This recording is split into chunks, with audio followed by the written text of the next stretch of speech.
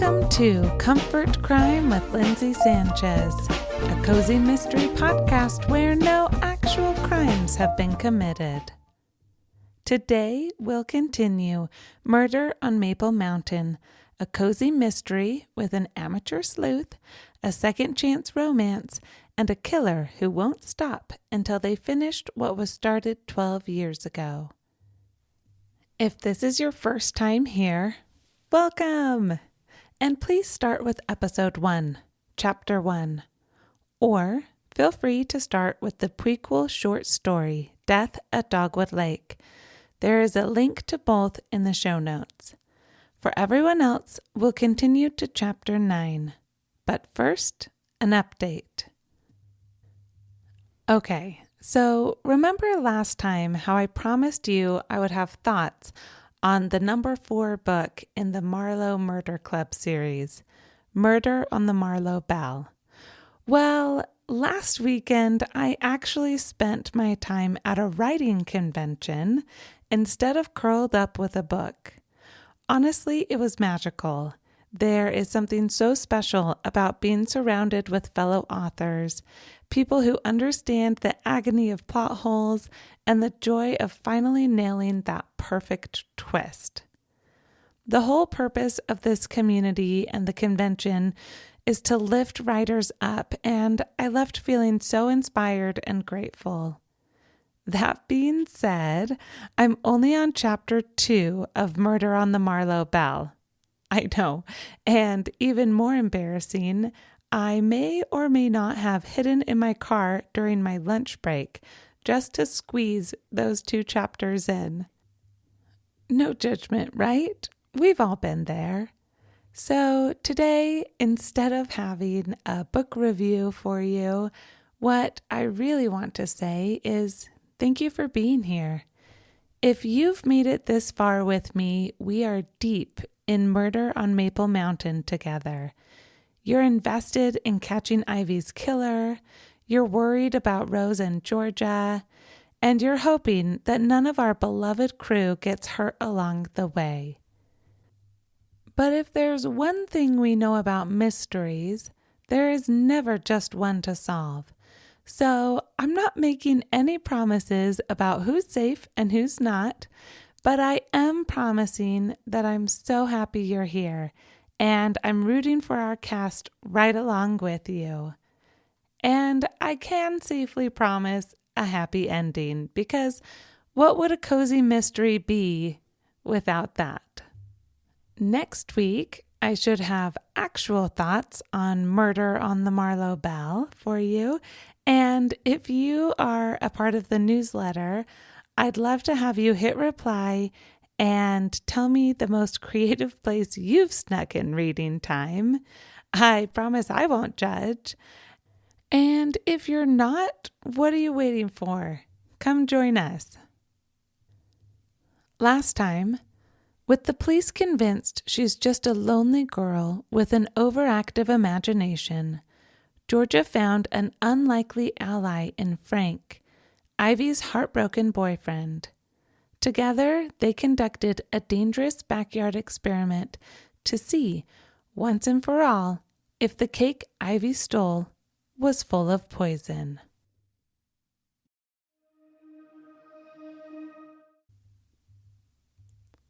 Murder on Maple Mountain, Chapter 9. Frank and Georgia sat on his back patio for more than an hour. They never took their eyes off the little yellow test strip paper suspended in the mason jar. As Georgia's adrenaline wore off, the cold crept in. She didn't know what they were waiting for. She didn't dare ask for fear of breaking the spell Frank was under and ruining the experiment. Frank looked at his watch. His shoulders sagged as he stood up, all the energy and imagination gone from his face. Something was supposed to have happened. "I'm afraid we were wrong," the old man said. "If there had been cyanide in that cake, that paper would have turned a deep reddish brown." Could it have been a false negative? Georgia tried to keep the hope out of her voice, mimicking Frank's scientific presence. Could the cyanide have been such a small amount it wouldn't have shown? If the dose was large enough to be lethal, it would be large enough to show. He wiped his hand across his eyes, his stoic facade breaking. She's gone. She's really gone. The words sank in Georgia's stomach like swallowed stones. This sweet, grieving man had thought evidence of cyanide would, in some way, bring Ivy back. She'd given him false hope, shown him a path that was worse than the one he couldn't see and not take, a dense forest with no path at all. I'm sorry, Frank. Nothing will bring her back, whether she was poisoned or not. Frank crumpled into the chair. It wouldn't mean she could come back. I know she's gone. Without the poison, no one took her. She's not just gone, she left. He dissolved into tears, sobbing into his hands, his elbows propped next to the mason jar. She left me. Rose appeared at the back window. Frank's sobs loud enough to bleed through the insulated windows and walls. Oh dear, the old lady hurried outside.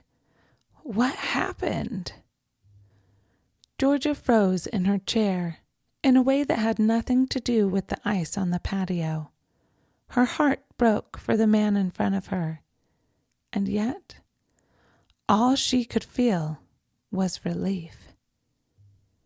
If the cyanide wasn't in the cake, then Rose hadn't been the intended target. All the strange things happening on the mountain could have been connected to Ivy. Rose would be safe. Frank would be safe. Sienna and her babies and her home would be safe. For one mad moment, Georgia thought about letting it all go, forgetting she ever smelled the faint scent of bitter almonds around Ivy's body. The rest of the town had been content to let the woman die and be buried, to let her rest in peace. Perhaps Georgia should too.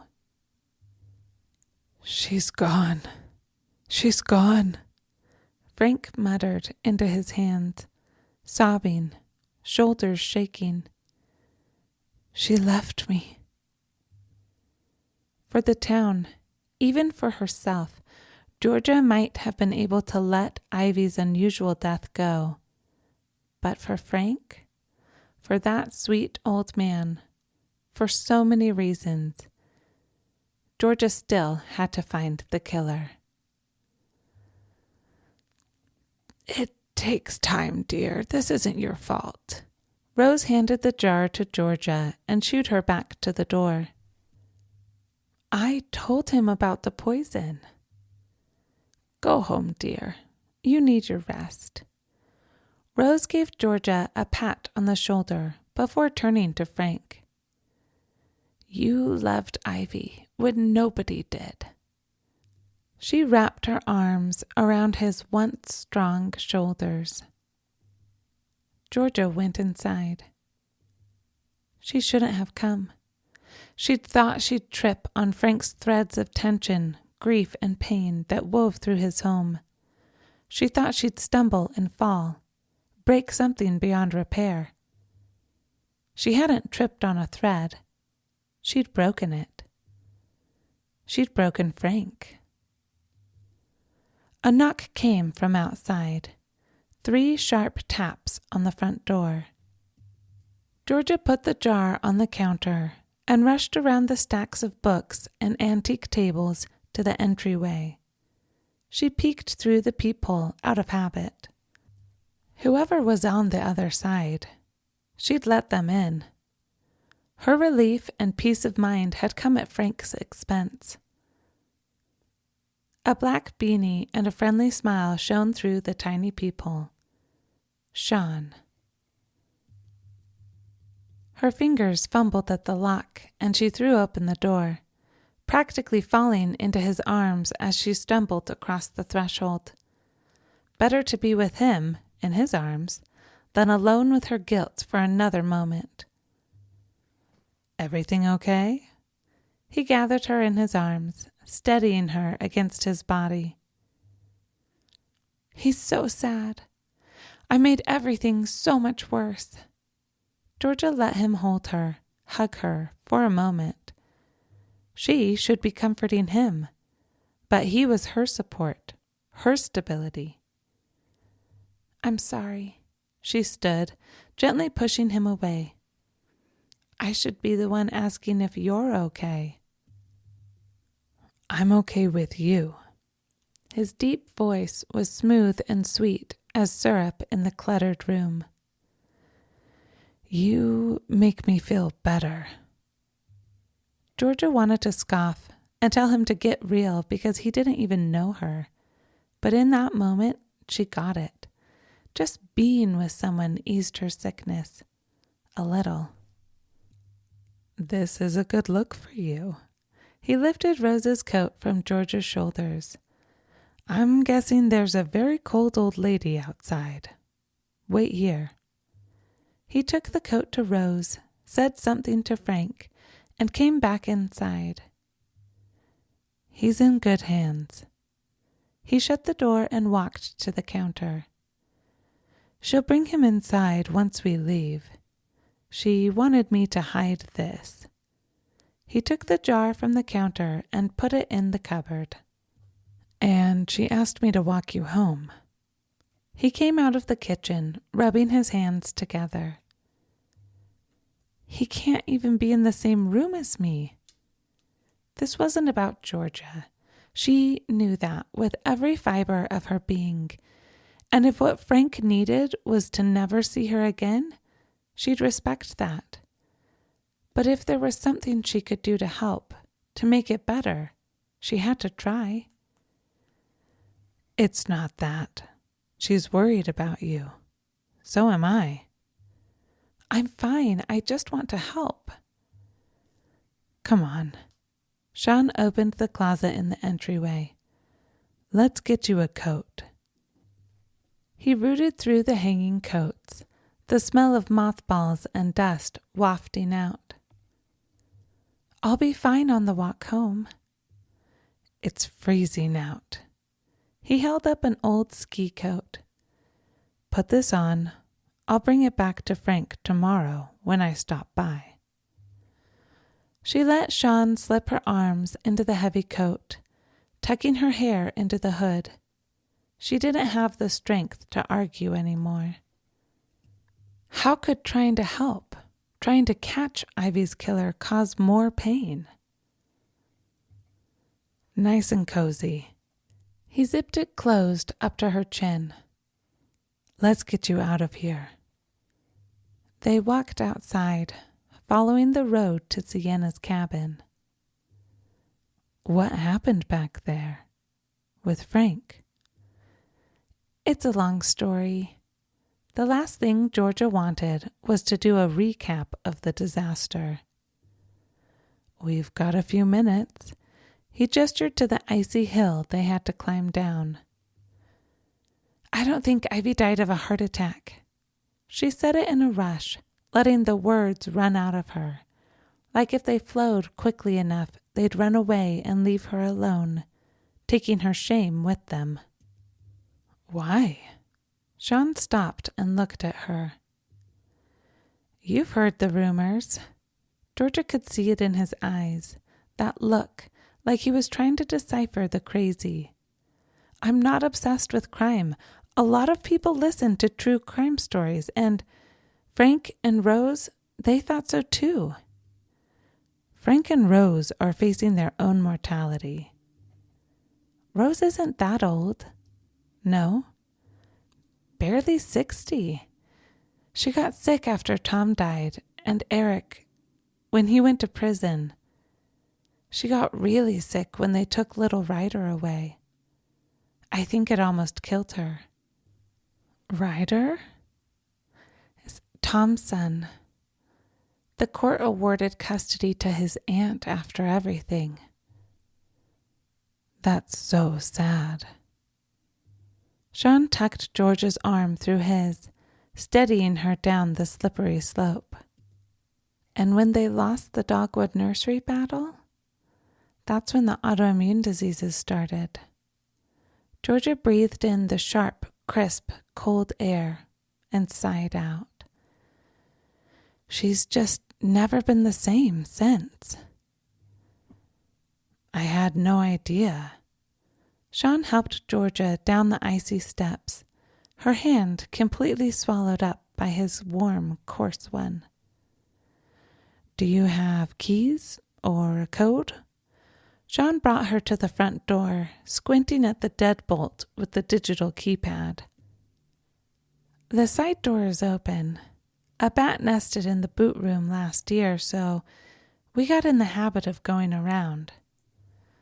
Georgia walked the path to the side door, retracing her crusted footprints from the day before, knee-deep snow tumbling in the top of her boots.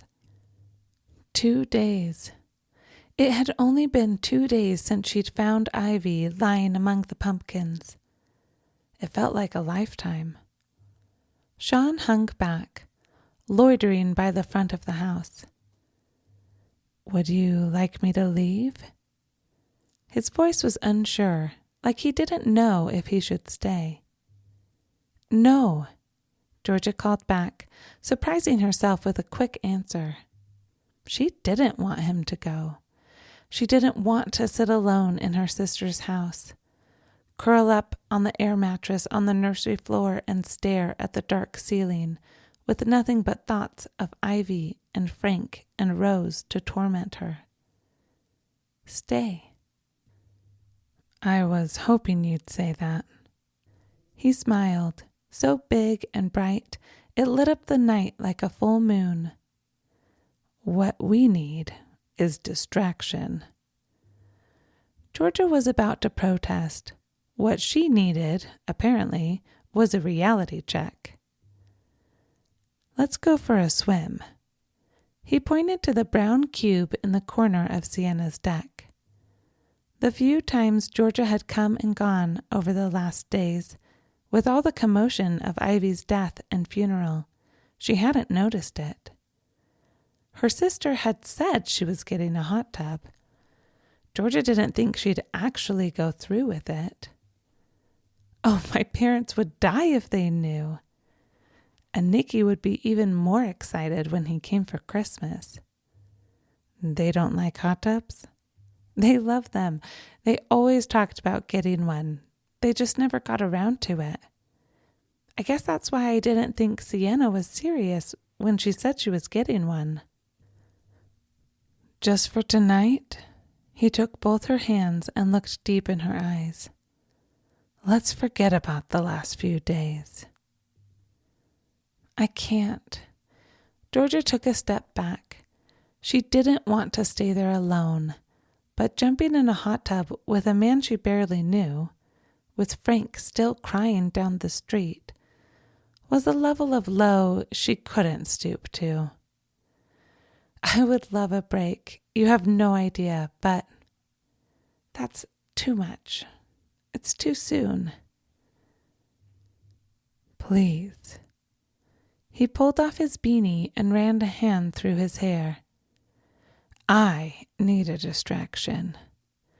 Come on, I'm sure they have swimsuits we could borrow.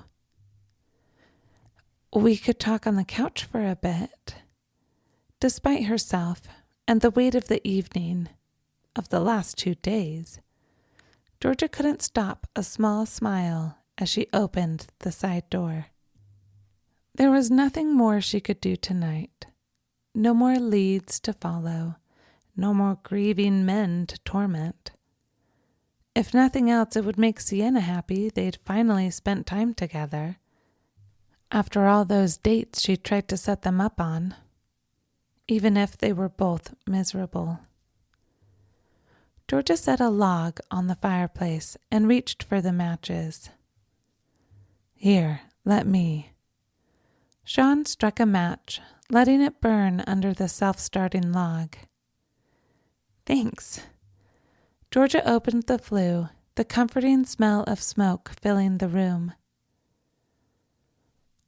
Why do you think someone killed her? Sean sat on one end of the couch, draping an arm across the top. I thought there were red flags. Georgia sat on the other side, ignoring the look of disappointment on Sean's face. I know she was old and had a heart condition, but... Who were the top suspects? I didn't get that far. In the dark, Georgia couldn't tell if he was teasing or just curious. Honestly, I didn't even think they were trying to kill Ivy. I thought she was poisoned by a cake meant for Rose. It sounded stupider now, after the failed experiment. But you still think my aunt was poisoned? Georgia nodded, not wanting to put words to the truth. Even though it hadn't been the cake, there was just no other way to explain it.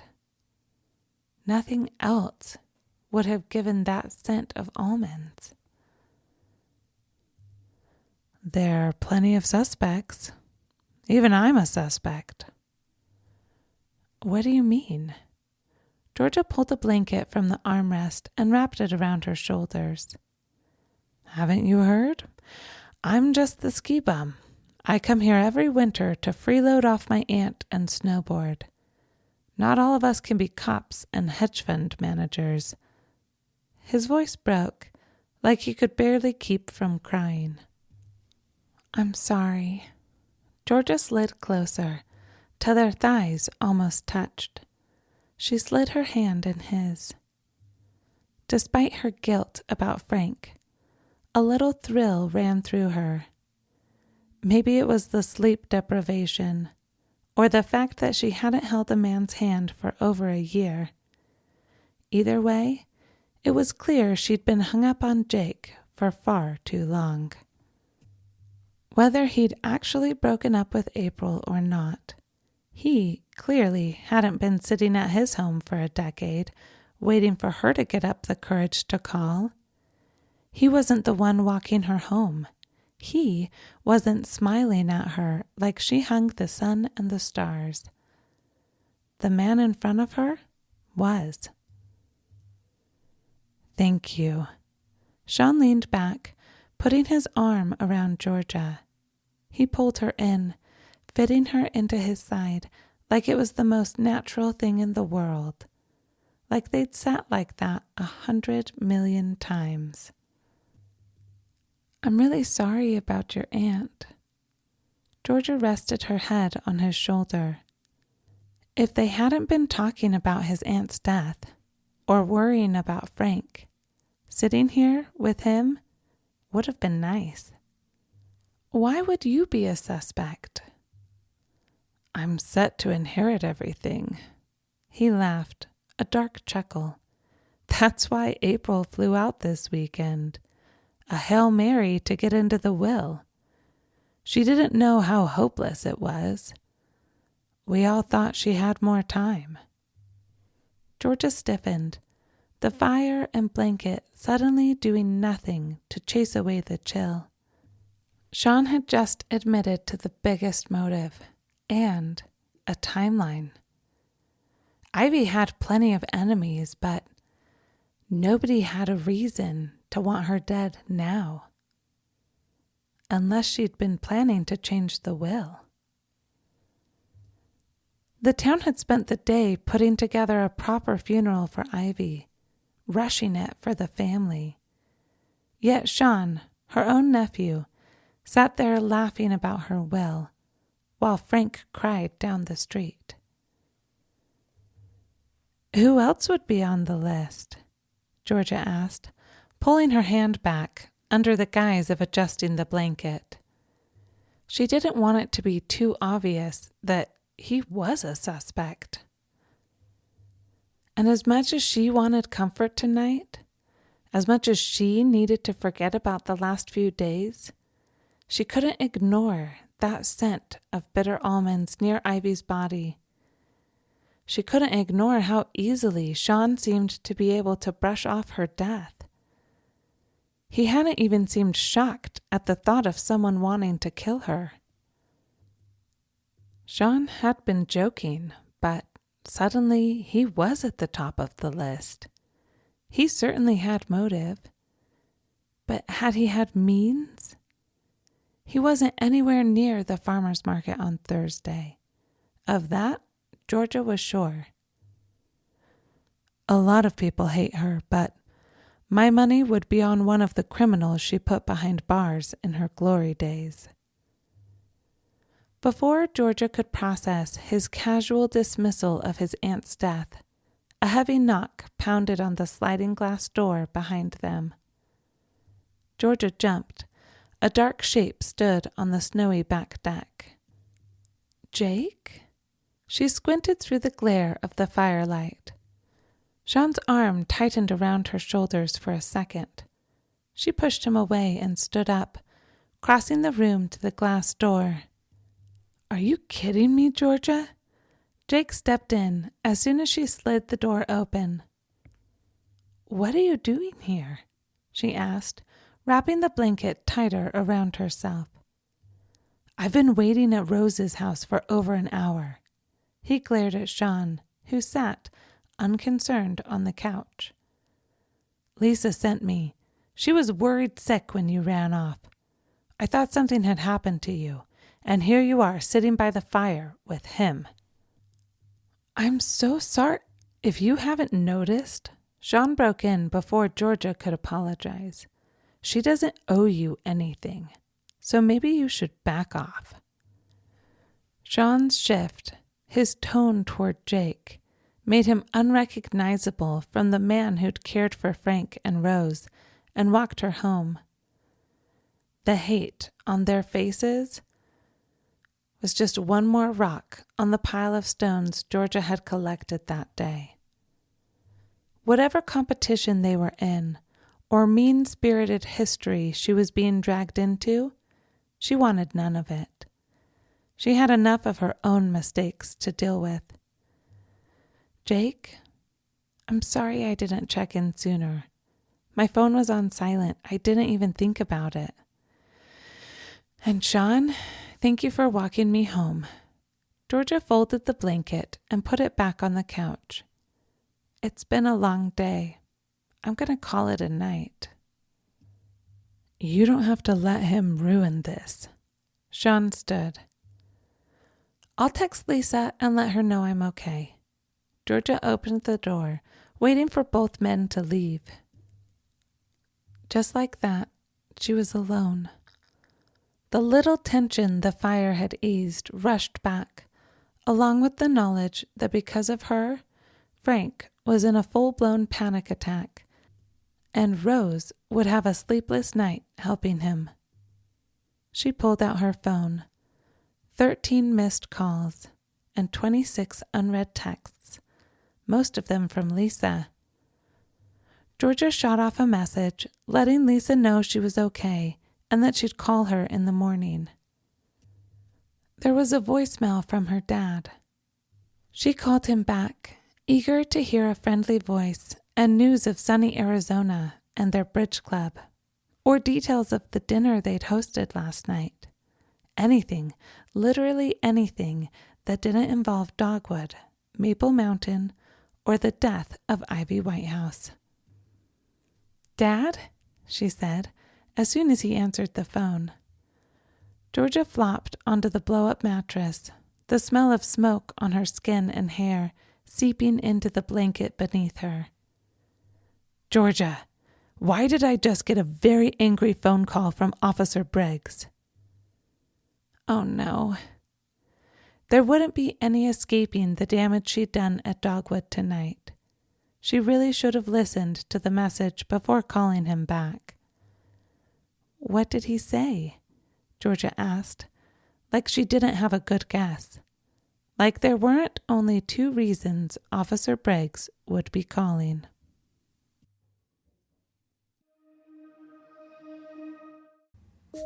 If you enjoyed this episode, please share it with a mystery-loving friend or consider leaving a review on your favorite podcast player.